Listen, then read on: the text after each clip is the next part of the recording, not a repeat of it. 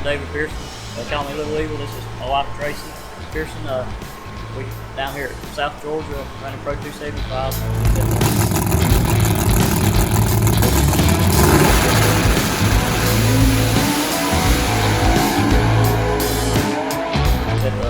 The record in Pro 275 was a 390. Had a 974 60 foot. I think it was a 256 half track. It kind of shocked me because it was the same tune we had on the first qualifying pass from around 397. And we didn't change it. The weather went from like 1,600 feet to 600 feet. I just told her we shouldn't even change it. It picked up itself. It went that 390 flat. We just switched over to Holley. Probably one of the best things we've done all year. We don't use no race pack, no data logger. Everything we got is just through the Holley. It shifts the car. It does everything. I got one switch, one ignition switch. That's it. Everything else is through the Holley. It's a Big Block Rodix, the 2005 heads from RFD. They done them. It's a Rodix hip block, just a cast aluminum. It's all cast, everything.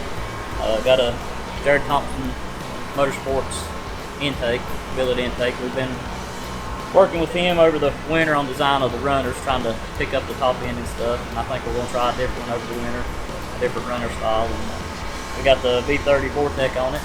It's a 131B. We've been running our A series. This is a new one, which is picked us up about 4 miles an hour. But everything else is pretty basic. If you had to, you could buy everything out of Jegs or something. It's really nothing special. It's a bullet cam. I got a Performance transmission from Dave. Strange brake, strange rear end. PTC converter. Yeah. Kevin Dalton helped me assemble the motor. At Dalton Race Engines in Marion, North Carolina. It's a small town with a small engine builder, but he knows what he's doing.